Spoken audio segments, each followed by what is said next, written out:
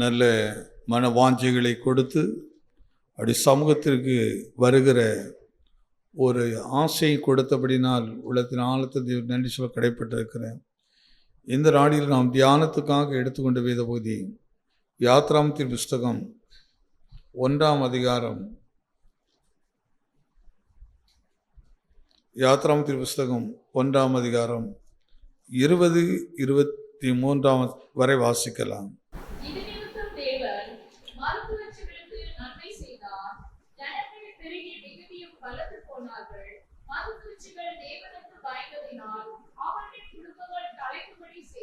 எல்லாம் சேர்ந்து வாசிக்கலாம்.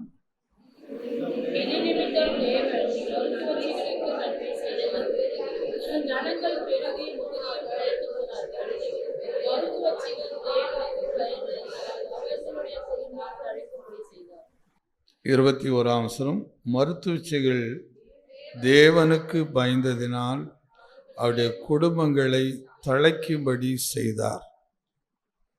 அவருடைய குடும்பங்களை தேவன் தழைக்கும்படி, அதாவது செழித்திருக்கும்படி தேவன் செய்தார். இந்த சம்பவம் மிகுந்த நன்றாக தெரிந்த ஒரு காரியம். பார்வோனின் ஆளுமைக்குள் இருக்கும்போது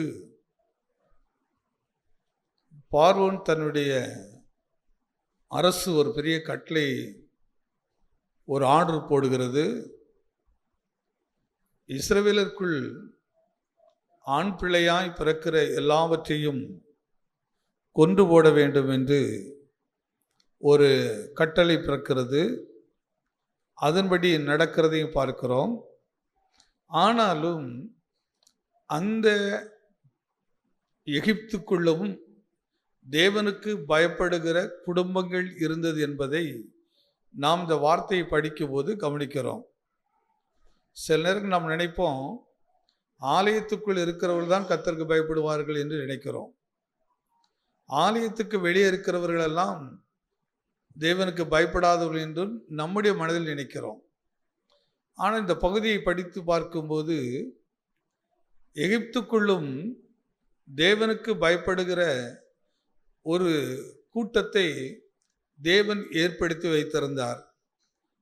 தேவனுக்கு பயப்படுகிற ஜனங்கள் அன்றைக்கு மாத்திரம் இல்லை, இன்றைக்கும் புறஜாதியர்கள் அனைவருக்கு தெய்வத்தை குறித்த ஒரு பயம் உண்டு.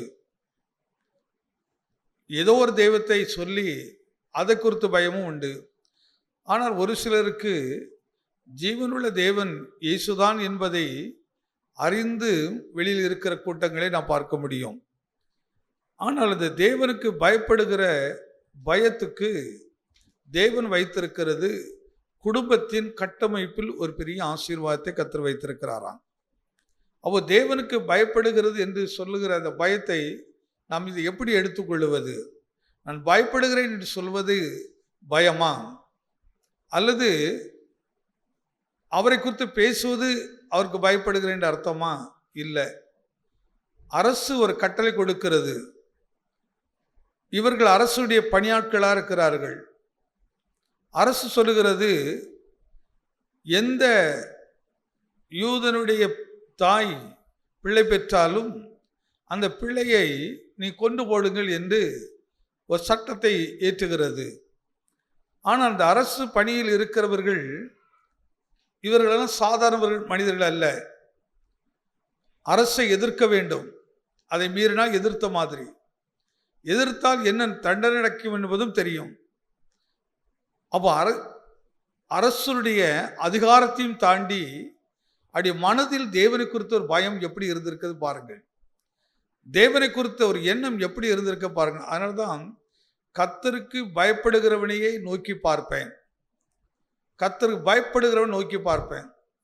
கர்த்தருக்கு பயப்படுகிறவன் என்று எதை, எந்த அடிப்படையில் நாம் சொல்லுவது? அப்போ பயப்படுகிறவனுக்கு பயப்படாதவனுக்கு ஒரு வித்தியாசம் தெரிய வேண்டும். அப்போ இவர்களை குறித்து சொல்லுகிறது அந்த வசனம் ரொம்ப அற்புதமாக எடுத்து காட்டுகிறார் பாருங்கள். மருத்துவச்சிகள் தேவனுக்கு பயந்ததினால் அவருடைய குடும்பத்தை தழைக்கும்படி செய்தார். இது ஒரு சாதாரண விஷயம் இல்லைங்க. நம்ம குடும்பம் தழைக்க வேண்டும் என்பது அதற்கு ஒரு வழியை வச்சிருக்கிறாராம்.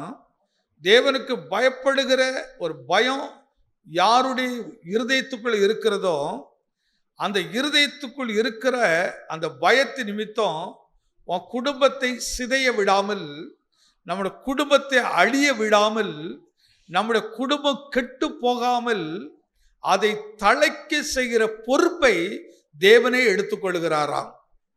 அவரே அதை எடுத்துக்கொள்கிறாராம். தேவனே அந்த ஆசீர்வாதத்தை கொடுக்கிறாராம். அப்போ பயம் என்று சொன்னால் என்ன? சட்டம் சொல்கிறது கொலை செய் என்று. ஆனால் இவர்கள் சொல்கிறார்கள் இரத்த பழி என் குடும்பத்து மேல வரக்கூடாது. குற்றமில்லாத இரத்தத்தை எப்படி நான் சிந்துவேன்? பாவமறியாத ஜனங்கள், குழந்தைகள், எந்த வலது கைக்கு இடது கைக்கு வித்தியாசம் தெரியாத குழந்தைகள். ஆனா இந்த குழந்தையை கொல்லுங்கள் என்று சொல்லுகிறார்களே. தேவனுடைய பயம் அவர்களுக்கு இருந்தபடியினால், இது கொஞ்சம் ஆழ்ந்து கவனித்து பாருங்கள். ஒருத்தருக்குள் கடவுளுடைய பயம் இருந்தால் அந்த பயம் ஒரு நாளும் நம்மை, எந்த அதிகாரங்கள் இருந்தாலும், எந்த மேன்மையான இடத்திலிருந்து வல்லமையான செயல்கள் இருந்தாலும் நாம் தவறுகளை செய்வது இல்லை. தவறு செய்யாதபடிக்கு கடவுளுடைய பயம் நம்மை நடத்துகிறது. குற்றம் செய்யாதபடி நம்மை நடத்துகிறது. இவர்களுக்கு ஒரு காரியம் விளங்குகிறது. நான் குற்றம் செய்வேனானால், தவறு செய்வேனானால் என் குடும்பம் தழைத்து விடாது. சாபங்கள் என் குடும்பத்தின் மேலே வந்துவிடும். ரத்தம் சிந்துவது சாபம். அது குழந்தைகள் ரத்தத்தை சிந்துவது எவ்வளவு பெரிய சாபம். இந்த ரத்தத்தை நான் எப்படி சிந்துவேன் என்று அவர்கள் மனதில் ஒரு தீர்மானத்தை எடுத்து குழந்தைகளை பெற்று எடுக்கும் வரைக்கும் அவர் இடத்தில் போவது இல்லை. அவர்களே கஷ்டப்படுகிறார்கள். பிள்ளையை பெற்றெடுத்து அவர்களே அந்த குழந்தையை துடைத்து தன் கரத்தில் வைத்திருக்கிறார்கள். அவர்கள் சொல்லுகிறார்கள், பார்வோனுக்கு ஒரு செய்தியை கொடுக்கிறார்கள். ஏன் இப்படி செய்தீர்கள்? ஐயா, நம்முடைய தேசத்து பெண்களை பார்க்கலும் அந்த தேசத்து பெண்கள் பலவான்களாக இருக்கிறார்கள். அந்த தேசத்தின் பெண்கள் பலமுள்ளவர்களாக இருக்கிறபடினால் மருத்துவச்சர்களாக நாங்கள் போவதற்கு முன்பாகவே அழகான பிள்ளையை பெற்று எடுத்து தங்கள் கைகளில் வைத்திருக்கிறார்கள். எப்படியா நாங்கள் கொல்லுவோம்? எப்படி கொல்ல முடியும்? கொஞ்சம் கவனித்து பாருங்கள். என் குடும்பம் தலைக்கல, என் குடும்பம் செழிப்பா இல்லை, என் குடும்பத்தில் ஒரே வேதனைகளாக இருக்கிறது, சாபங்களாக இருக்கிறது என்று சொல்லுகிறவர்களே கொஞ்சம் சிந்தித்து பாருங்கள். நீ செய்த நன்மை என்ன? நம்மளது ஒரு கேள்வி கேட்கிறார். எகிப்தின் மருத்துவர்கள் நன்மை செய்தபடியினால் இன்னைக்கு நான் நீங்கள் என்ன நன்மை செய்திருக்கிறோம்? எத்தனை நன்மைகளை செய்ய விரும்பி இருக்கிறோம்? வேதம் சொல்கிறது, நன்மை செய்தால் மேன்மை இல்லையோ, பாவம் செய்தால் அது உன் வாசல் படியில் படுத்திருக்கும். நன்மை செய்தால் மேன்மை இல்லையோ? இன்னைக்கு ஒரு கேள்வி கேட்கிறார். ஏன் நம்ம நன்மை செய்யணும்னு சொல்றோம்? நன்மையை செய்யும்படி வலியுறுத்துகிறோம். அடிப்படையாக நம்ம குடும்பத்தினுடைய ஆசீர்வாதத்துக்கு வழியாக கர்த்தர் வைத்திருக்கிறது. அதனால நன்மை செய்ய பழகுங்கள், நன்மை செய்ய விரும்புங்கள். கிறிஸ்தவனுக்கும் கிறிஸ்துவ இல்லாதவனுக்குள்ள ஒரு வித்தியாசம் நம்முடைய குடும்பத்துக்கு தெரிய வேண்டும். நம்முடைய குடும்பங்கள் பலவிதமான உலகத்தில் தீமை நடக்கும் போதும் நம்முடைய குடும்பங்களுக்கு ஒரு பாதுகாப்பை கர்த்தர் வைத்திருக்கிறார். எனக்கு இதை இவர்களெல்லாம் விளங்கி இருக்கிறார்கள். இந்த தேவன் எப்படிப்பட்டவர் என்று இவர்கள் ஆராதிக்கிற உண்மையுள்ள தேவனையா, இப்படிப்பட்ட தேவன் ஆராதிக்கிற ஜனத்தின் மேல் நான் தீமை செய்வேனானால், நல்ல இன்னொரு ஆழமான விஷயம் சொல்ற பாருங்கள். இந்த இஸ்ரவேலர்கள் தேவனை மறந்திருக்கலாம், இந்த யாக்கோபின் சந்ததி தேவனை மறந்திருக்கலாம். இந்த சந்ததி தாங்கள் அடிமைகளாக இருக்கிறோம் என்பதை கூட உணராமல் இருக்கலாம். ஆனால் அந்த தேசத்துடைய ஜனங்கள் தேவனை, இந்த ஜனங்களை குறித்து அறிந்திருந்தார்கள். சில நேரத்துக்கு நமக்கு நம்முடைய மகத்துவம் தெரியாது, நம்மளுடைய குறித்து நம்ம எண்ணங்கள் நமக்கு தெரியாது. ஆனால் நிச்சயமாக நம்மை சுற்றி இருக்கிறவர்களுக்கு நம்மை குறித்து தெரியும். அவர்கள் ஆராய்ந்து கொண்டே இருப்பார்கள். இந்த காலையில் கொஞ்சம் கவனத்தில் வைத்துக் கொள்ளுங்கள். ஆண்டவரே, நான் யார்? என்னை குறித்து என்ன? நான் எப்படிப்பட்ட நிலையில் இருக்கிறேன்? அதனால்தான் போன வாரத்தில் இந்த காரியத்தை எடுத்து சொன்னேன். தேவன் உங்களோடு இருக்கிறார் என்று எதிராளியாக இருக்கிற சத்துருக்கள் சொல்கிறார்கள். ஐயா, உங்களோடு தேவன் இருக்கிறார் என்பதை நாங்கள் காண்கிறோம். இவைகளெல்லாம் சாதாரண செய்தி கிடையாது. ஒரு உன்னதமான விசுவாச செய்திகள், ஒரு மேன்மையான விசுவாச செய்திகள். இன்னைக்கு நான் ஏன் நன்மை செய்யாம தீமை செய்துகிட்டு இருக்கிறோம்? அப்படிப்பட்டவளை இருந்தால் இன்னைக்கு மனம் திரும்புங்கள். மனம் திரும்ப வேண்டியது தேவனுடைய திட்டமா இருக்கிறது. உன் குடும்பத்துக்காக நீ போராடி ஜெபிக்கிறது ஒரு பெரிய விஷயம் இல்லை. நீ உபவாசம் பண்ணிக்கிட்டே இருக்கிறது ஒரு பெரிய விஷயம் இல்லை. நான் உன் குடும்பத்துக்காக ஜெபம் பண்ணிக்கிட்டே என் குடும்பத்தை இருக்கிறது பெரிய விஷயம் இல்லை. நீ மனம் திரும்பாமல் நன்மை செய்யாமல் ஜெபிக்கிறதினால் அந்த ஜெபத்தினால் ஒரு நன்மை கிடைப்பதில்லை. அந்த ஜெபத்துக்கு பதில் கிடைப்பது இல்லை. நீ நன்மை செய். அந்த வார்த்தை அழகா சொல்கிற பாருங்கள்.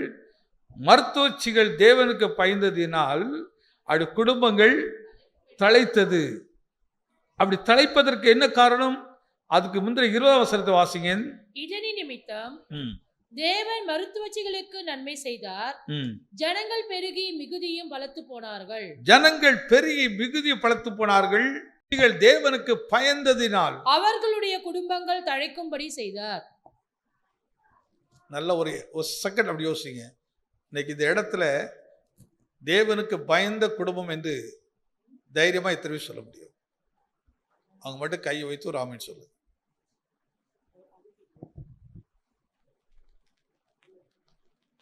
என்ன அப்ப நம்மலாம் தைரியம் பயந்தவங்க இல்லையா?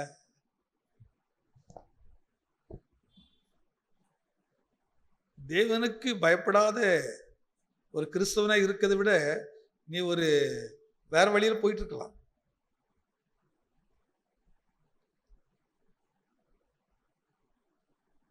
நம்ம ஆழ்மனம் சொல்லுதா சொல்லலையா? கேட்ட சொல்றோம், கடவுளுக்கு ரொம்ப பயபக்தியா இருக்கிறேங்க. எல்லாமே நடிப்பு, எல்லாமே வேஷங்கள். தேவனுக்கு பயப்படுகிற பயம் எனக்குள்ளே இருக்கிறது என்று நினைக்கிறவர்கள் தைரியமா ஒரு ஆமீன் சொல்லுங்களேன். பயமா இருக்குல்ல? பாசு காலையே பயமான செய்தி சொல்றாரு. நான் பயப்படுற வார்த்தை நான் சொல்லவே இல்லை. உண்மையின் சத்தியத்தை கற்றுக் கொடுக்கிறேன். நாம் இதிலே வளர வேண்டும் என்று கர்த்தர் விரும்புகிறார். இதிலே பெருக வேண்டும் என்று கர்த்தர் விரும்புகிறார். அல்லனா நான் ஓடுகிறதெல்லாம் வீணா இருக்கும். 25 வந்துட்டு அடுத்து 27 6 தானா வரும். என்ன பிரயோஜனம்? எழுதப்பட்டிருக்கு பாருங்க. நான் இது எப்படி எடுத்துக்கிட்டேன்னா, ஒரு தேவனுடைய ஜனத்தை குறித்து அப்படி சாட்சி கொடுத்துருந்தா பரவாயில்ல. போன வாரம் நான் சொன்ன காரியம் எத்தனை பேருக்கு ஞாபகம் இருக்குது? அதில் ஒரு காரியத்தை யாராவது சொல்லுங்க டக்குனு. அந்த வசனத்தை என்ன சப்ஜெக்ட், அந்த நோக்கத்தை ஒன்று. ஏன்னா அதனால பிரசவம் பண்ணுறது வேஸ்ட் ஆயிரும்.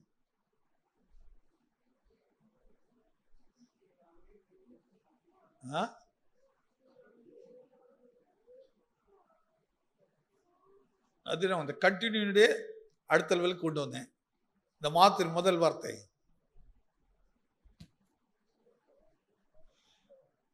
இந்த மாதத்தின் முதல் வார்த்தை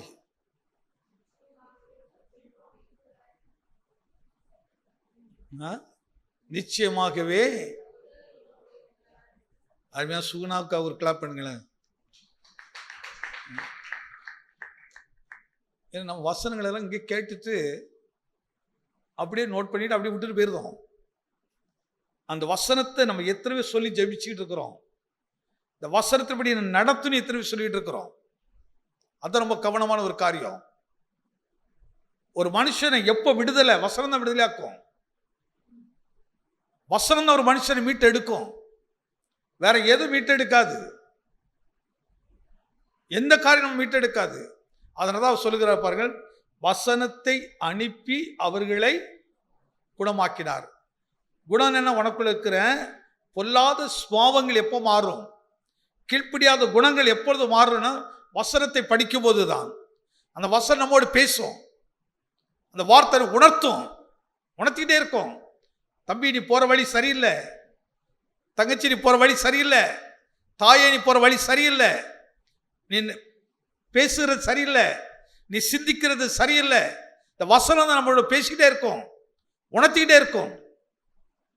உன் குடும்பம் எந்த நிலையில் இன்னைக்கு இருக்கிறது? அப்போஸ்தலர் பவுல் எழுதுறா பாருங்க, வாசிக்கலாம். கலாத்தியருக்கு எழுதின நிருபம் 6ஆம் அதிகாரத்தை எடுத்துக்கொள்ளுவோம். கலாத்தியர் 6ஆம் அதிகாரம் 10வது வசனம். ஆகையால் நமக்கு கிடைக்கும் சமயத்திற்கு தக்கதாக யாவருக்கும் விசேஷமாக விசுவாச குடும்பத்தார்களுக்கும்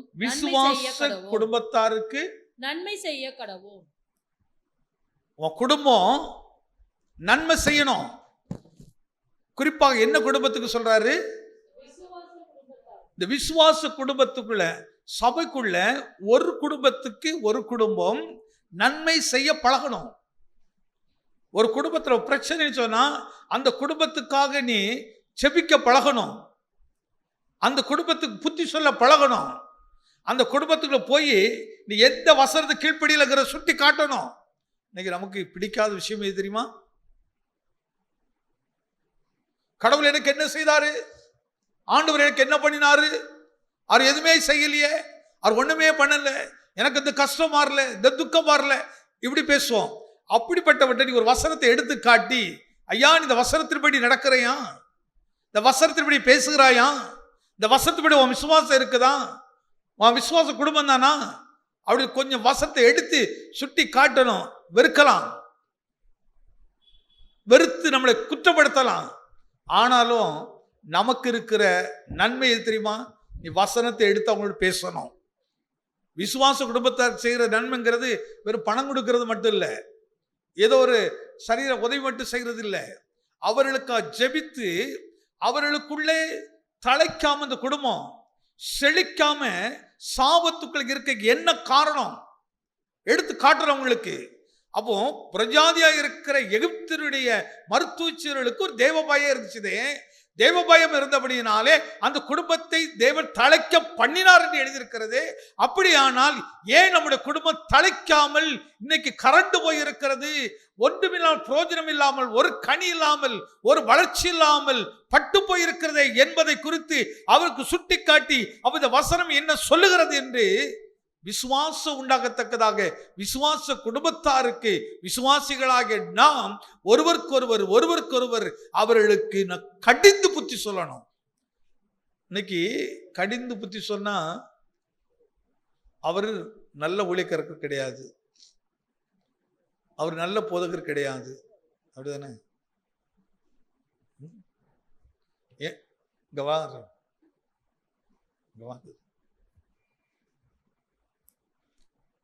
அவனுக்கு கொஞ்சம் இந்த இடத்துல இப்படி பண்ண எப்படி இருக்கும்? எப்படி இருக்கும்? வலிக்குதா? எதுக்கு இப்படி பிடிச்ச? எதுக்காக? எதுக்கு இப்படி உனக்கு இல்லைன்னு என்ன பண்ண? அங்க இருந்தது எந்திரிச்சு வந்த, கூப்பிட்டாலும் நினைச்சு கூடாது, ஐயாவுக்கு இது பிடிக்காது அப்படிதான் சொல்லணும். இப்ப இது இப்படி பிடிக்குமா? பிடிக்காது. ஆனா இப்படியே தடை கொடுத்த நிச்சயம் இப்படிதான் நீ சொல்றாங்க எல்லாரும். நீங்க அவனுக்கு அடிக்காதீங்க, பிள்ளைகளுக்கு என்ன சொல்லி கொடுங்க, தடவி கொடுங்க. ஆனா பைபிள் இப்படி சொல்லவே இல்லை. பைபிள்ல எந்த இடத்துலையும் கிருபை உள்ள வார்த்தை பேசுங்கன்னு சொல்லுகிறது, நலமான வார்த்தை சொல்லுகிறது. நல்ல வார்த்தைய அவனுக்கு சொல்லுங்க. எப்ப சொல்லணும்? கடிந்து புத்தி சொல்லி. எப்படி புத்தி சொல்லணும்? கவனித்து பாரு, எகிப்தில் இருக்கிற இந்த மருத்துவ குடும்பம் செழிப்பாக இருக்குது. ஆனா நீ இஸ்ரவேல் குடும்பம், நீ ஏன் இப்படி இருக்கிறாய்? இஸ்ரவேல் குடும்பமே ஏன் உன் குடும்பம் இப்படி இருக்குது? இந்த ரெண்டுக்குள்ள வித்தியாசத்தை கொஞ்சம் கவனித்து பாரு அப்படி சொல்லிட்டு அவங்களுக்கு இப்பொழுது கிருபையுள்ள வார்த்தை. எப்படி கிருபையுள்ள வார்த்தை சொல்றோம்? கொஞ்சம் கவனித்து பார்ப்பான். அவர்கள் தேவனுக்கு பயந்தார்கள். இப்ப உனக்கு தேவனுடைய பயம் எங்க போச்சு? தப்பா எடுக்காத, நினைப்பான். இருந்து நானாக மாட்டணும் அப்படி இல்லை. நீ நல்ல பாத்திரம், நல்ல பாத்திரம். இப்போ மனசுல ஞாபகம் இருக்கு பாருங்க, அப்படியே மைண்ட்ல இருக்கும். பாஸ்டர் இப்படி கூப்பிட்டு வச்சு இதெல்லாம் சொன்னாரு, என் வாழ்க்கையில் மறக்கவே மறக்காது. மறக்குமா? மறக்காது. ஏன்னா எனக்கு ஒருத்தருப்பு கெல்லி சர்ச்சில் பசங்களாம் உங்களுக்கு சேட்டை பண்ணிக்கிட்டே இருக்காங்க. திடீர்னு ஐசக எழுந்து என்ன இப்படி முன்னாடி வந்துட்டு இங்கே என்ன கை கட்டி நில் அப்படின்னாங்க.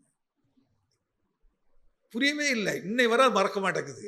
எதுக்கு அப்படி நிக்க சொன்னாங்க? என்ன நிக்க சொன்ன உடனே அத்தனை பையங்களும் அமைதியில் ஆயிட்டாங்க. அவ்வளவு பேரும் அதுக்கப்புறம் ஆராதனை முடியுதுன்னு சைலண்டா இருக்கிறாங்க. ஆனா எனக்கு எவ்வளவு வெக்கமா இருந்திருக்கும் யோசிச்சு பாருங்க.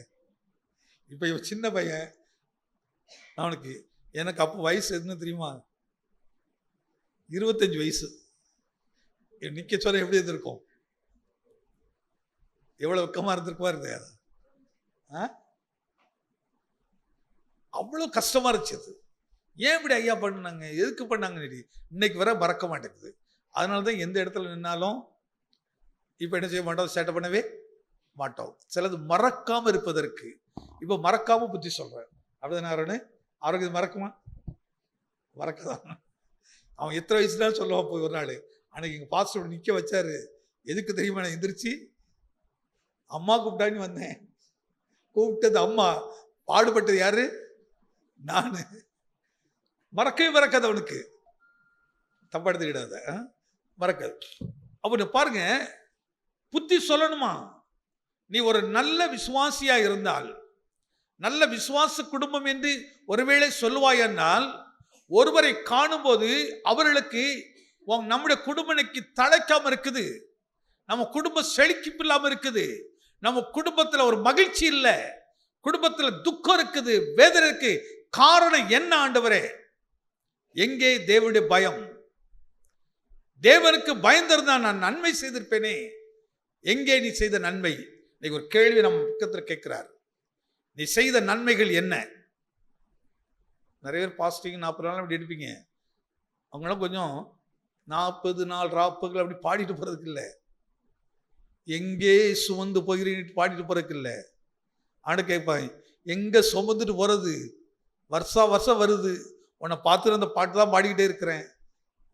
ஆனா நீ கொஞ்சம் கூட மனம் திரும்பது இல்லையே, கொஞ்சம் கூட நன்மை செய்ய பழகலையே. இன்னும் அதே ஜீவியத்தில் தானே இருக்கிறாய். கேள்வி, நன்மை செய்ய அந்த எகிப்து பெண்களிடத்திலிருந்து இஸ்ரவேல் கற்றுக்கொள்ளணுமா? நமக்கு ஒரு கேள்வியை வைக்கிறாரு. எனக்கு அதை படிக்கும்போது இப்படிதான் என் மனதில் தோன்றிச்சது. அந்த 2-3 வருஷத்துக்கு கொஞ்சம் படிச்சு பார்க்க, இது என்ன அற்புதமா சொல்றாரு பாருங்க. அந்த யாத்ராமத்தின் புஸ்தகம் அந்த 1ஆம் அதிகாரத்துல அந்த 19 கொஞ்சம் படிக்கலாம். அதற்கு மருத்துவச்சிகள் பார்வானை நோக்கி, எபிரேய ஸ்திரீகள் எகிப்திய ஸ்திரீகளைப் போல அல்ல, அவர்கள் நல்ல பலம் உள்ளவர்கள். நல்ல அந்த வார்த்தை கவனித்து பாருங்க. அவர்கள் நல்ல பலம் இல்ல, என்ன முந்தின வார்த்தை எப்படி சொல்றாங்க? எபிரேய ஸ்திரீகள் எகிப்திய ஸ்திரீகளைப் போல அல்ல. எபிரேய பெண்கள் எகிப்தின் பெண்கள். அந்த கம்பரிஷன் கவனிச்சு பாருங்க. அதாவது ராஜாவே, நம்ம பெண்களை அந்த பெண்களை கம்பேர் பண்ணி பார்த்தா நம்ம பெண்களை போல அவர்கள் இல்லை. கரங்களை தட்டி ஒரு ஆமீன் சொல்லுங்களேன். யாரு மாதிரி இல்லை? எகிப்து பெண் சொல்றான்.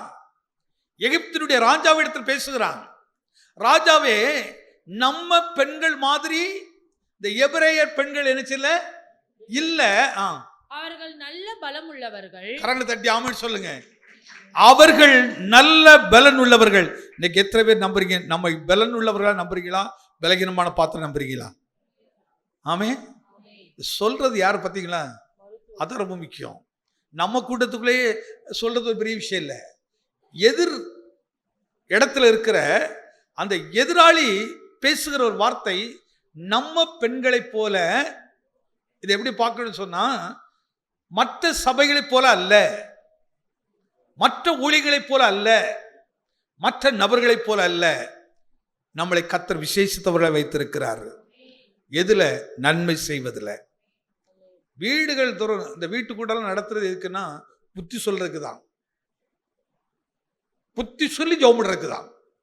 அவங்களுக்கு ஆலோசனை கொடுத்து சொல்றதுக்கு தான். ஆனால் தான் எல்லா வீடுகளிலும் அட்லீஸ்ட் ஒரு 2 மாதத்துக்கு ஒருத்தர், ஒரு 3 மாதத்துக்கு ஒருத்தர் உங்கள் வீட்டில் ப்ரேயர் நடத்தணும். நீங்கள் என்னதான் கூடி கூடி ஜெபம் பண்ணாலும் சரி, சபை அதை செய்யணும். சபை அதை செய்யணும். நீங்கள் நினைக்கிற நாங்கள் குடும்பமாக டெய்லியும் ஜெபிட்டு இருக்கோமே, அது ஒரு பகுதி. ஆனால் சபை உங்களுக்கு புத்தி சொல்லணும். அதனால தான் உங்களில் ஒருவன் வியாதிப்பட்டால் யார் அழைக்கணும்னு சொல்றாரு? சபையினுடைய போதகரெல்லாம் நீங்க அழைக்க வேண்டிய அவசியம் இல்லை. யார் அழைக்கணுமா? அதுதான் கொஞ்சம் மூப்பர்களை உருவாக்குறோம். என்ன மூப்பர்களே? நான் மூப்பர்கள்லாம் வயசு அடிப்படையில் பேசுறது இல்லை. முதிர் வயது உள்ளவர்களெல்லாம் அறிவாளி கிடையாது. அதனால் வயசு அடிப்படையெல்லாம் பேசுறது இல்லை. எதிர்ப்பழைய நன்மை செய்வதில் பழகி இருக்கிற அனுபவத்தில், நன்மை செய்வதில் அவங்களுக்கு உற்சாகம், அதில் இருக்கிற விருப்பங்கள், அதில் இருக்கிற ஆசைகள், எந்த அளவுக்கு தேவனுடைய வார்த்தை அந்த இடத்துக்கு போய் சொல்லணும், அவங்களுக்கு புத்தி சொல்லணுங்கிறதுல கவனமா இருக்கிறவர்கள். ஆனால் நீங்க புத்தி சொல்லும் போது உங்களை ஏற்றுக்கொள்வார் குறைவுதான்.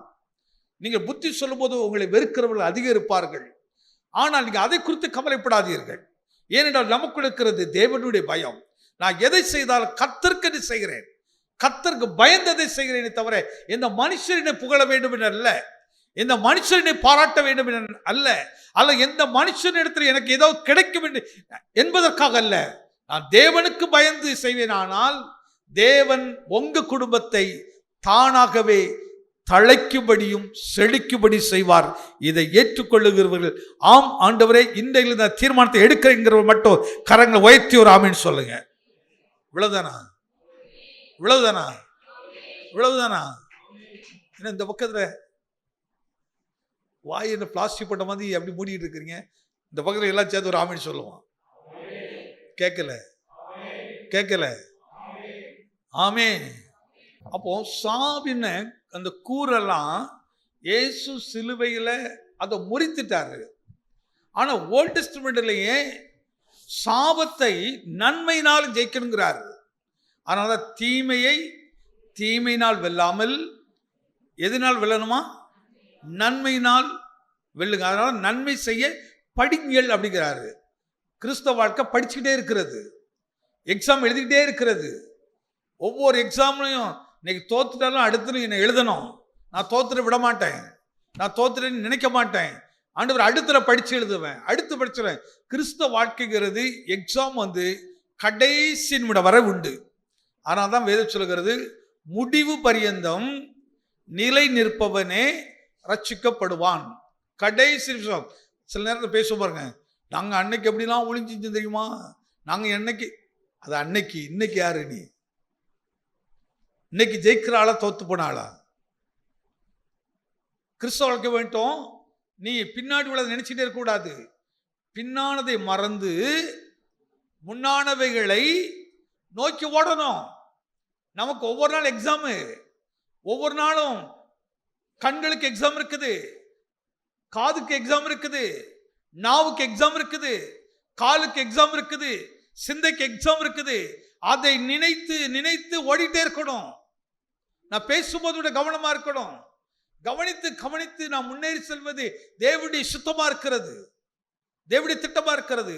ஆனால் தான் நம்ம என்ன செய்தோம், கடந்த நாட்களை பேசுறது, அந்த வருஷத்துல இப்படி இருந்தேன், இந்த வருஷம் ரொம்ப நல்லது, அந்த வருஷம் உன்னை கர்த்தர் பயன்படுத்த ஸ்தோத்திரம், அன்னைக்கு நன்மை செய்தக்கா ஸ்தோத்திரம், அன்னைக்கு நடந்து வந்த பாதைக்கா ஸ்தோத்திரம். ஆண்டவரை இன்னைக்கு நான் யாராக இருக்கிறேன், இன்று யார், இந்த நிமிஷத்துல யாரு, இன்றைக்கு எனக்கு தேவ பயம் எங்கே இருக்கிறது? கர்த்தர் ஒவ்வொரு நொடியும் ஒவ்வொரு நிமிஷத்தை கவனிச்சுட்டே இருக்கிறாரு, நியமிச்சுட்டே இருக்கிறாரு. இன்னைக்கு யாராக இருக்கிறோம்? இந்த மருத்துவச்சிகளை குறித்து பேசிட்டே போனா, அவங்க குணத்தை அப்படி பேசிட்டே இருந்தா அந்த ஒரு வசனத்தோடு வெளியே வர முடியாது. அவ்வளவு அற்புதமான வார்த்தைகள். ராஜாவோட தைரியம் பேசுகிறார்கள். இப்போ ராஜாவுடைய கட்டளை மீறணும்னு காட்டினாங்களா? நான் அது இன்னொரு ஆழமான பகுதியை பார்க்குற பாருங்க. தேவனுக்கு பயப்படுற பயம் இருந்த உடனே சமயத்துக்கு ஏற்ற வார்த்தையை இந்த மருத்துவச்சிக்கு தேவன் வாயில போடுறாரு. 18 படிங்க. அதனால் எகிப்து ராஜா மருத்துவச்சிகளை அழைப்பித்து, நீங்கள் ஆண் பிள்ளைகளை உயிரோட காப்பாற்றுகிற காரியம் என்ன என்று நல்ல கவனி. இப்ப எப்படி கேள்வி எப்படி இருக்கு பாருங்க. நீங்கள் எகிப்து ராஜா மருத்துவர்களை அழைத்து, நீங்கள் ஆண் பிள்ளைகளை உயிரோட காப்பாற்றுகிற காரியம் என்ன என்று நீங்கள் ஆண் பிள்ளையை உயிரோட காப்பாற்றுற காரியம் என்ன என்று கரங்களை தட்டி ஆண்டு போயிடுதுங்க. என்ன காரணம் இதுக்கு? எபிரேயருடைய ஆண் பிள்ளைகளை சாகடிக்க அவன் கட்ட கொடுத்தனே, நீங்க சாகடிக்காமல் பிழைக்க வைத்ததுக்கு காரணம் என்ன என்று கேட்கிறார்கள். ஒவ்வொரு கேள்வி வரும்போதாங்க கர்த்தர் நாவலே வார்த்தை போடுவார். எதை விசுவாசிக்கிறீங்க? அப்போ சோதனையை பார்த்து பயப்படக்கூடாது. உன் அதிகாரத்தை குறித்து பயப்படாத. உனக்குள்ள தேவ பயம் இருந்தா எந்த அதிகாரத்தையும் முறியடிக்கத்தக்க வார்த்தையை தேவன் நம்முடைய நாவலை போடுகிறவர். எத்தனை விசுவாசிக்கிறீங்க? எந்த வல்லமையா இருந்தாலும் அதற்கேற்ற பதிலை கர்த்தர் உனக்கு ஆயத்தப்படுத்தி வைத்திருக்கிறார். நீ என்ன சொல்லணும்? அதனாலதான் சுய புத்தி சாஞ்சிராத, சுய யோசனைப்படி நடந்துராத. நான் என்ன பேசுறேன் இப்படின்னு இங்க உட்காந்து ப்ரிப்பேர் பண்ணிக்கிறேன். இந்த வக்கீல்கள்லாம் சாட்சியை ப்ரிப்பேர் பண்ணி கூப்பிட்டு போவாங்க. நான் பாரு, உன் எதிராளி வக்கீல் இப்படி கேட்பான், அவனுக்கு நீ இப்படி பேசு இப்படி பேசுன்னு சொல்லுவேன். இவன் அங்கே போய் சொதப்பிடுவான், பாதியை மறந்துடுவான். அப்படி. ஆனால் நம்ம தேவனின் வக்கீல் என்ன சொல்லி கொடுக்காரு தெரியுமா? நீ என்ன பேசணுங்கிறதெல்லாம் நீ ப்ரிப்பேர் ஆகாத. நீலாம் ஒன்றும் ப்ரிப்பேர் ஆக வேண்டிய அவசியமே இல்லை. அது மாம்ச அறிவு, மாம்சத்தினுடைய ஞானம். அந்த ஞானத்தை அவமாக்குறது தான் தேவ ஞானம். எனக்குள்ள இருக்க தேவ ஞானத்தை அந்த நேரத்தில் உனக்கு போடுவேன். ஏனென்றா நீ எனக்கு பயப்படுகிறாய், எனக்கு பயந்து நீ நன்மை செய்திருக்கிறாய். கரங்களை தட்டி ஆண்டவர் போய்விட்டு, நான் கர்த்தருக்கு பயந்தபடி நன்மை செய்கிறேன் ஐயா, கர்த்தரை பயப்படபடி நல்லதை பேசுகிறேன். நான் நன்மை செய்கிறபடியினால் அவர் என்னை கைவிட மாட்டார். நான் நன்மை செய்கிறபடினால் அவர் என்னை வெட்கப்படுத்தவே மாட்டார் என்று தெளிவான தேவ பயம் அவங்களுக்கு இருந்தபடினால் அப்படி ராஜா அழைத்து கேட்கிற கேள்விக்கு இந்த மருத்துவ வருகிற பதில் எப்படி இருக்கு பாருங்க. அதனால் எகிப்தின் ராஜா மருத்துவச்சிகளை அழைப்பித்து, நீங்கள் ஆண் பிள்ளைகளை உயிரோட காப்பாற்றுகிற காரியம் என்ன என்று கேட்டான். அதற்கு மருத்துவச்சிகள் பார்வோனை நோக்கி, எபிரேய ஸ்திரீகள் எகிப்திய ஸ்திரீகளை போல அல்ல, அவர்கள் நல்ல பலமுள்ளவர்கள். நல்ல கவனிச்சு பாருங்க. இப்போ ராஜா கிட்ட கேள்வி, நம்ம பெண்களை குறித்து ஒரு காரியத்தை உங்களுக்கு சொல்றையா, இதாங்க தேவ ஞானம்னு சொல்றேன். தேவ ஞானத்துடைய வார்த்தைகள் எப்படி இருக்குங்கிறத இப்போ ராஜாவை மறைமுகமா என்ன செய்யறாங்க? அப்படியானால் உங்களுடைய ராஜ்யத்தில் இருக்க பெண்கள் எப்படி இருக்கிறாங்க? பலகீனமா இருக்கிறாங்க. ஆனா நீங்க அடிமைப்படுத்தி வைத்திருக்கிற பாரத்தை சுமத்தி இருக்கிற இந்த குடும்பமோ இந்த ஜனங்களோ எப்படிப்பட்டவர்களா இருக்கிறார்கள்? அதிக பலனுள்ளவர்களா இருக்கிறார்கள். அப்படியே நமக்கும் அவர்களுக்கு ஒரு வித்தியாசத்தை நாங்கள் கண்டோம் என்று ராஜாவுக்கு அழகா ஒரு வார்த்தை போட்டு விடுறாங்க. அப்படியே சிந்திக்க வைக்கிறாங்க. இப்போ ராஜாவுக்கு இவங்களை பழி வாங்கினு என்ன வராது. யாரை பழி வாங்கிட்டு? நீங்கள் என் கட்டளைகளை பாருங்க. சாத்ராக் மேஷாக் ஆபேத்து ராஜாவின் கட்டளை மீறினார்கள் என்பதனாலே தானே, தானியேல் கட்டளை மீறினான் என்பதற்கு தானே தண்டனை. வேதம் சொல்லுகிறது, ராஜாவின் கோபம் சிங்கம் மாதிரி. ராஜா ஒரு மனுஷன் மேல கோபப்பட்டார்னா அந்த நிமிஷத்துல அவன் சாப்பிட்டு குளோசு. ஆகாசவே ராஜா கோபப்பட்டபடினால் ஆமான் அந்த இடத்திலே சத்தான். ராஜாவுடைய கோபத்துக்கு முன்பாக ஒருவன் நிற்க முடியாது. அவனுடைய கோபம் வந்து விட்டால் அவன் யாராக இருந்தாலும் உடனே மூஞ்ச முடிய வேண்டியதான். முடிந்தது. இப்படிப்பட்ட ராஜாவுடைய கட்டளைய இந்த மருத்துவ மீறினார்கள் என்றால் எப்படிங்க? அவ தேவ பயம் எவ்வளவு மேலானது பாருங்க, எவ்வளவு உன்னதமானது, எவ்வளவு மகத்துவம் உள்ளது. இந்த பயம் கிறிஸ்தவர் என்று சொல்கிற நமக்கு எங்கே? தேவ ஜனம் என்று சொல்கிற ஊழியர்கள் என்று சொல்கிற நமக்குள்ள அந்த பயம் எங்கே? நம்மளை பார்த்து ஒரு கேள்வி கேட்கிறாரு. இந்த பயம் உனக்குள்ள எப்படி இல்லாம போச்சுது? இந்த பயத்தை விட்டு எப்படி நீ தூரம் போனா? என்னை எப்படி நீ மறந்து போனாய்? நான் எப்படிப்பட்ட தேவன் என்பதை எப்படி நீ மறந்தாய்? இந்த காலையில நம்மளை பார்த்து தேவன் கேட்கிற கேள்வி. குடும்பம் தழைக்கலை என்று வருத்தப்படுகிறாய், செழிக்கலை என்று வருத்தப்படுகிறாய், குடும்பத்தில் இவ்வளவு பிரச்சனை என்று வருத்தப்படுகிறாய். ஆனால் இதை குறித்து என்றைக்காக யோசித்தாய்? பயம் எங்கே? கர்த்தருக்கு பயப்பட பயம். நம்மளை பார்த்து ஒரு கேள்வி கேட்கிறார். கர்த்தருக்கு பயந்து அவர் வழியில் நடக்கிறவன் எவனோ அவன். அப்ப எவன் அப்படிலாம் கிடையாது. அது யூதனாகவும் இருக்கட்டும், எகிப்தியனா இருக்கட்டும், கிரேக்கனா இருக்கட்டும், சமாரியனா இருக்கட்டும், யாரா இருந்தாலும் சரி, தேவனுக்கு பயப்படுறவனுக்கு ஒரே வழிதான். அந்த அற்புதமான அந்த வார்த்தை இருப்பாங்க. ராஜாவால இப்போ அவர் கட்டளைக்கு மீறின இந்த பெண்களுக்கு தண்டனை கொடுக்க முடியல பாருங்க. நான் இதை படிக்கும்போது ஆச்சரியப்பட்டேன். இந்த வார்த்தையை படிக்கும்போது தான் அந்த ராஜ்ய கிடத்துல இந்த பெண்கள் பேசின அந்த கனெக்டி காட்டுறாங்க ரெண்டுக்குள்ள வித்தியாசத்தை. நம்ம பெண்களை பார்க்கிலும் இந்த பெண்கள் வித்தியாசமானவர்கள். அப்போ நம்ம பெண்களுக்கு பலன் இல்லை, ஆனால் அவங்களுக்கு பலன் இருக்குது. நீங்கள் யாருன்னு நினைக்கிறீங்க? அதனால தான் உபத்திரவம் பாடுகளை நினைத்து நீங்கள் பயப்படாதீங்க. நமக்கு ஒரு பலனை கற்றுக் கொடுக்கிறவர், நமக்கு ஒரு வல்லமை கற்றுக் கொடுக்கிறவர், நமக்காக உதவி செய்கிறவர்களை கர்த்தர் ஆசீர்வதிக்கிறவர். அந்த ஆசீர்வதிக்கப்படுகிற நபராய் நான் பாரணும். இதை தான் எடுத்து இங்கே பேதுருல காட்டுறாரு பாருங்க. கலாத்தியல பவுல் காட்டுறா பாருங்க. மீண்டும் வாசிக்குமா கலாத்தியர் புத்தகம் 6ஆம் அதிகாரம். ஆகையால் நமக்கு கிடைக்கும் சமயத்திற்கு தக்கதாக யாவருக்கும் விசேஷமாக விசுவாச குடும்பத்தார்களுக்கும் நன்மை செய்ய கடவோம். யாவருக்கும் செய்யணும். அதே நேரத்தில் யாருக்கும் செய்யணுங்க? விசுவாச குடும்பத்தாருக்கும். நான் அங்கெல்லாம் செய்வேன், ஆனா யாருக்கு செய்ய மாட்டேன்? ஜனங்க செய்ய பாருங்க. நான் அவங்களுக்கு உதவி செய்தேன், இவங்களுக்கு உதவி செய்தேன், ஆனா கூட பிறந்தவங்களுக்கு செய்ய மாட்டாங்க. உடன் பிறந்தவருக்கு செய்யறது இல்லை. ஆனா இங்க அப்போஸ்தலன் பவுல் எடுத்து காட்டுகிற குடும்ப தழைக்கணும்னு சொன்னா என்ன செய்யணும்? விசுவாச குடும்பத்தாருக்கு நன்மை செய்ய கடவுள். எத்தனை நன்மை செய்திருக்கிறீங்க? இதே கருத்தை இன்னொரு இடத்த தீமோத்தேயுக்கு பவுல் எடுத்து காட்டுற பாருங்க.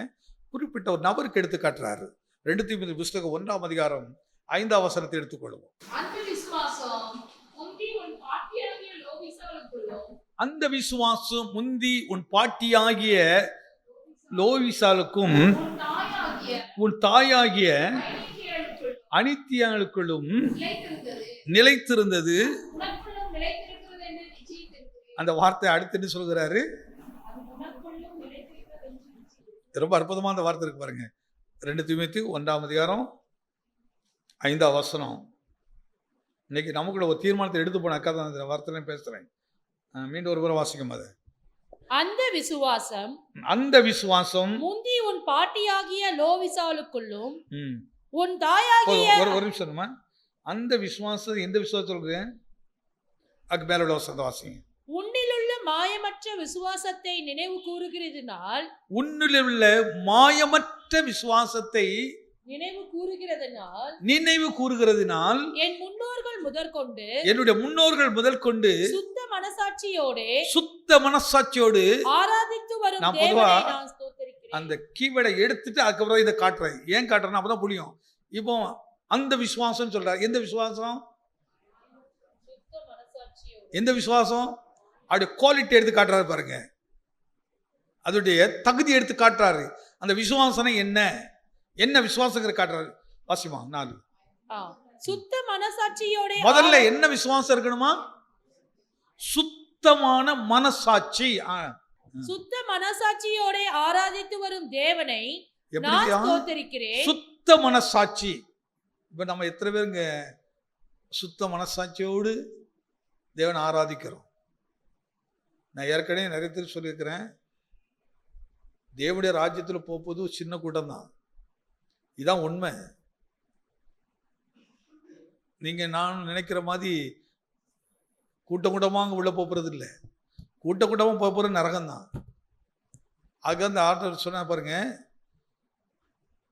ஒரு வாசல் விசாலமா இருக்குமா, ஆனா ஒரு வாசல் எப்படி இருக்குமா? ரொம்ப இடுக்கமா இருக்குமா?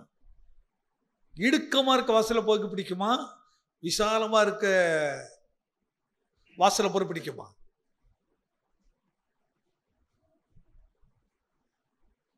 இடுக்கமான வாசல்ல போனா அப்படியே எனக்கு கொஞ்சம் நிறைய நல்லா சொன்னா எப்படி புரியும்னா, இப்ப இதுதான் வாசல்னு வச்சுக்கிடுங்க. ஒரு 1.5 அடி வாசல். இந்த 1.5 அடி வாசலுக்குள்ள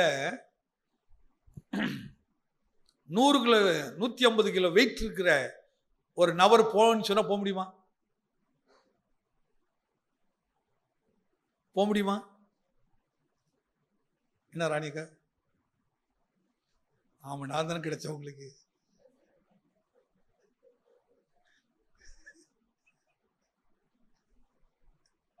போக முடியுமா? யோசித்து பாருங்க. இப்போ நான் இந்த வாசல் தான் போய் ஆகணும். இவ போகணும்னு நான் என்ன செய்யணும்?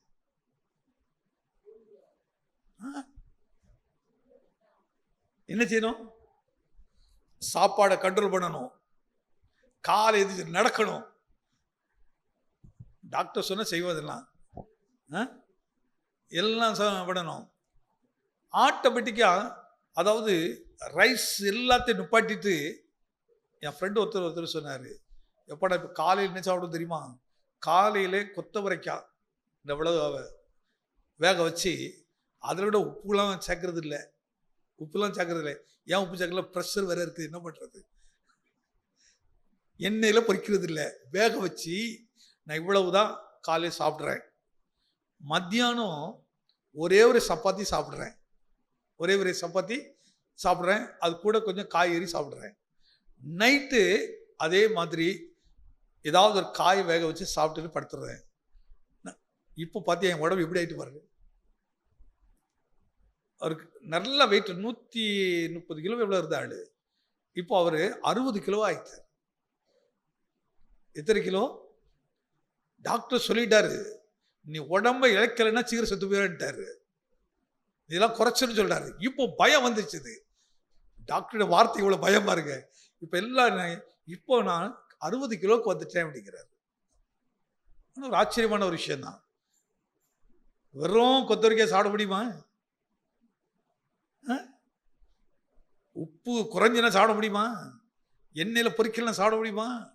டேஸ்ட் சரியில்லைன்னா பிளேட் பறக்குது. ஆனால் கரெக்டானாரு, இப்போ நல்ல வெயிட்டில் குறைஞ்சிட்டாரு.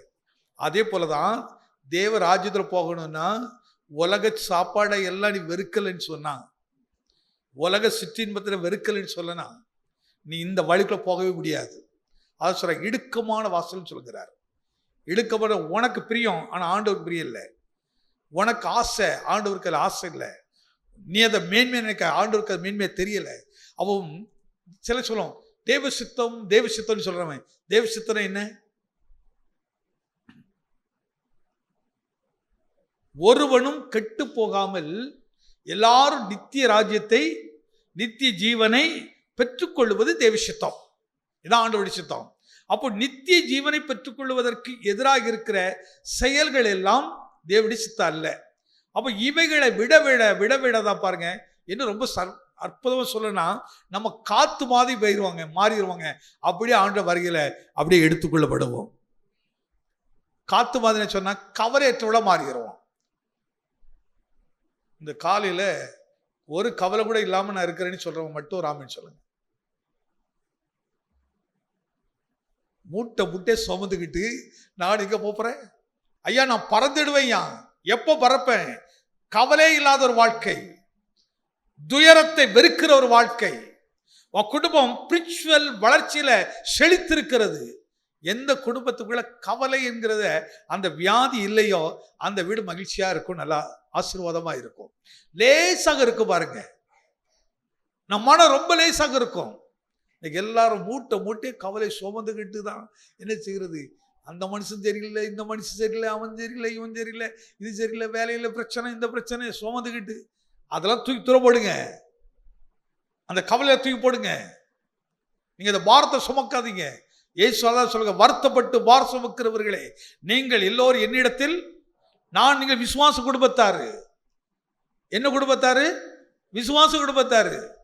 எதை விசுவாசிக்கிறோம்? ஒவ்வொன்றுக்கு ஒரு கேள்வியோட தான் சொல்றேன். எதை நீங்க இப்ப விசுவாசிக்கிறீங்க? என்ன டீச்சர்? நான் எதை விசுவாசித்து வந்திருக்கிறேன்?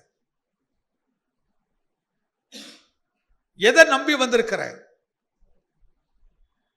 ஆண்டவர் நம்மள கேட்கிறாரு, நீ மகளை எதை விசுவாசிக்கிறாய்? எனக்குள்ள தேவ பயம் உண்டு என்பதை நான் முதல் விசுவாசிக்கிறேன். தேவ பயம் இருக்கிறபடினாலே நான் நன்மை செய்கிறேன், அதை நான் விசுவாசிக்கிறேன். நான் உங்களது விசுவாசத்தை நீங்க ஒரு எல்கைக்குள்ளே இவ்வளவுதான் வச்சிட முடியாது.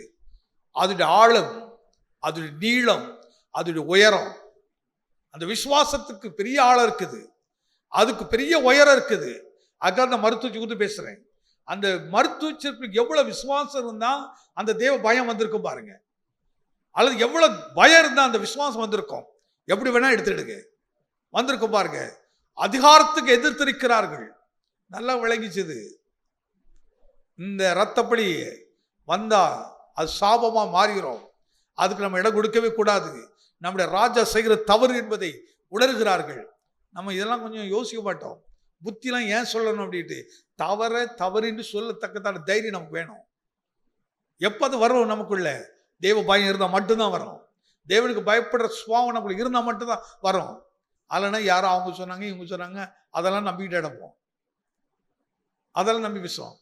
ஒருத்தர் உங்களுக்கு குற்றம் முன்னே தெரிஞ்சிச்சுன்னா அவங்ககிட்ட பேசுறது இவங்ககிட்ட பேசுறத விட நேர போய் என்னமா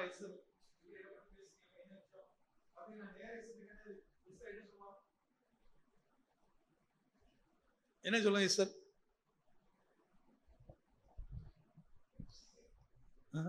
ஐயா இப்படி கேள்விப்பட்டேன், அல்லது இப்படி நினைச்சேன், அதனால தான் இப்படி சொல்லிட்டேன் அப்படின்னா, அப்போ நான் அவளுக்கு வழக்கு அந்த இடத்துல அவளுக்கு அந்த பதில் சொல்லுவாள், சரியாயிரும். ஆனால் இதை விட்டு நம்ம நினைச்சோம் அங்கங்க அப்படி பேசுவோம். குற்றத்தை ஒருத்தருக்கு நல்ல புத்தி சொல்ல பழகுங்க. நான் அப்படி சொல்லலைங்க, பைபிள் அப்படி தான் சொல்லுது. சபை கூடுதல ஒருத்தர் வரல அப்படின்னா அவங்களுக்கு என்ன செய்யணுமா, என்ன சொல்லணுமா? விசாரிக்கிறத நம்ம எல்லாத்தையும் விசாரிச்சிருவோமே. புத்தி சொல்லுங்கள், சபை கூடுதலை விட்டு விடாதீர்கள் என்று அவர்களுக்கு என்ன செய்யுங்க, புத்தி சொல்லுங்க. நான் நிறைய விஷயம்லாம் சொல்லணும்னா, சில ஆள் கூட சேர்ந்தாலும் உங்க குடும்பம் கெட்டு போயிடும். சில ஆளுடைய சுபாவத்தை நீங்க சிலர் கவனிக்க மாட்டேங்கிறீங்க. வளம் செழுமையே, நான் செழுமைன்னா உலக செழுமை சொல்ல, ஸ்பிரிச்சுவல் செழுமை இல்லாத அதை இழந்து போன நபருக்கு கூட நீங்க ஐக்கிய வச்சு அந்த ஆலோசனை கேட்டீங்கன்னா உன் குடும்பம் அந்த நிலைக்கு போயிடும். இவன் அங்க வளர்ந்த இடம் ஸ்பிரிச்சுவல் இல்லாத இடம், உலகத்தின் அனுபவம். ஆனா அந்த இடத்துக்குள்ள இந்த மருத்துவர்கள் தேவனுக்கு பயப்பட குடும்பத்தை உருவாக்கி வச்சிருந்தாங்க. அந்த குடும்பம் அப்படி வளர்ந்துருக்கு பாருங்க. அதனால்தான் கர்த்தர் குடும்பத்தை செழிக்க பண்ணாரு. நீங்க நானும் யோசிங்க, ஆலோசனை எந்த ஆலோசனை கேட்கணும்? வேத வசனத்தின்படி ஆலோசனை கேளு, மனுஷன் ஆலோசனை கேட்காது. அது போதகராக இருந்தாலும் சரி, யாரா இருந்தாலும் சரி, கர்த்தருடைய ஆலோசனை கேளு. வேதம் உனக்கு வழி நடத்தும், அழகா புத்தி சொல்லும். தேவ பயம் என்ன, இந்த ஆழத்துக்குள்ளே கொண்டு போயிட்டே இருப்பாரு. எவ்வளவு ஆழத்துக்குள்ள இங்க பார்க்க பாருங்க, என்ன அழகா சொல்ற பாருங்க. ஒரு ஃபேமிலியை குறித்து பேசுறாருங்க. வாசிக்குமா? அந்த விசுவாசம் முந்தி உன் பாட்டியாகிய லோவிசால், அந்த விசுவாசம் முந்தி யார்கிட்ட இருந்துச்சு? பாட்டியாகிய லோவிசால். இப்ப யார் எடுத்து காட்டுறாரு? முன்னோர்களை கொண்டு வராரு பாருங்க. எங்க இதான் மரித்தாலும் அவன் பேசுவான். ஆமே, அவன் மரித்தாலும் வாழுவார்கள். நீதிமான் மரித்தால் பிழைப்பாங்க. அவன் பேசிட்டே இருப்பான். இப்ப பவுல் தீமோத்தேயுக்கு சொல்லுகிறாரு, உன் பாட்டியை கொஞ்சம் நினைத்து பாரு. இப்ப அவங்க இடத்துல அவங்க அப்பா அம்மா வரல, ஆனா யாரு வர்றா? எத்தனை நம்புறீங்க? பாட்டிமார்கள் எப்படி இருக்கணும்? பாட்டிமார்களே, தாத்தாமார்களே, என்ன சாத்தா சொல்றேன், நானும் தான் தாத்தா வைட்டு வந்தேன். என்னை சேர்த்தா சொல்கிறேன். என்ன சொல்கிறார்? முந்தி உன் பாட்டியாகிய லோவிதாளுக்குள்ளும், உன் தாயாகிய ஐனிகேயாளுக்கும், அடுத்து உன் தாயாகிய, ஒரு அழகான பழம் சொல்லணும், தாயை போல நூலை போல சேலை. இந்த பாட்டி சரியா இருந்த உடனே பாட்டியோட பொண்ணு சரியா இருக்கு. பாட்டியோட பொண்ணு சரியா இருந்ததுனால இவ பேர சரியா இருக்கிற. கரங்களை தட்டி ஆமின்னு சொல்லுங்க. ஆமே. அதனாலதான் முற்பிதாக்களை மறந்துடாதீங்க. அவருடைய ஜீவியத்தை நினைச்சு பாருங்க. அவங்க கற்றுக் கொடுத்த உபதேசத்தை கவனித்து பாருங்க. சபைக்கு கர்த்தர் கற்றுக் கொடுக்கிறாரு, சபைக்கு கர்த்தர் பேசுறாரு. இது ஒரு மனுஷனுடைய வார்த்தை நினைச்சிடாதீங்க. சென்ட் ஜான் சர்ச்சில் ஒவ்வொரு நாளும் தேவன் புதிய புதிய செய்தி தான் சொல்லிக்கிட்டே இருக்கிறாரு.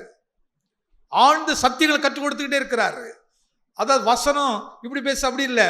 வசனமும் வாழ்க்கையும், வசனமும் ஃபேமிலியும், வசனமும் நானும் நீங்கள் தான், நம்மை குறித்து தான் கர்த்தர் பேசுறாரு. இந்த கேட்க கேட்க நம்ம எப்படி ஆயிடுவோம் தெரியுமா? அப்படி பஞ்சு மாதிரி மாறிடுவோம். பஞ்சு மாதிரி இருந்தா ஒரு காத்து அடிச்சா போதும், என்ன செய்திருவோம்? பறந்துருவோம். ஆமே.